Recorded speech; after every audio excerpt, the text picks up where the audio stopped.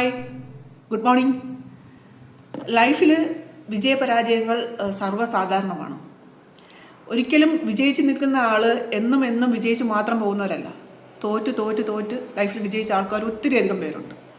അപ്പോൾ ഒരു പരാജയം വരുമ്പോൾ നമ്മൾ പൂർണ്ണമായിട്ടും തളർന്നു പോവാതെ ആ പരാജയത്തിൽ നിന്ന് നമുക്ക് എങ്ങനെ വിജയിക്കാം എന്നുള്ള തയ്യാറെടുപ്പോട് കൂടി അല്ലെങ്കിൽ അതിന് വേണ്ടിയുള്ള എഫേർട്ട് നമ്മൾ കൊടുക്കുക എന്ന് പറയുന്നിടത്താണ് നമുക്ക് ലൈഫിൽ വിജയിക്കാൻ സാധിക്കുന്നത്.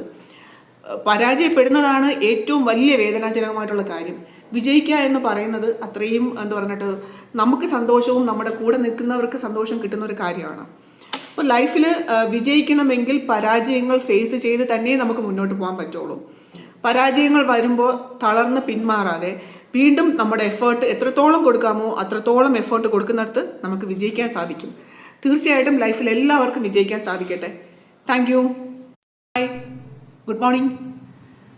ലൈഫിൽ വിജയപരാജയങ്ങൾ സർവ്വസാധാരണമാണ്. ഒരിക്കലും വിജയിച്ച് നിൽക്കുന്ന ആൾ എന്നും എന്നും വിജയിച്ച് മാത്രം പോകുന്നവരല്ല.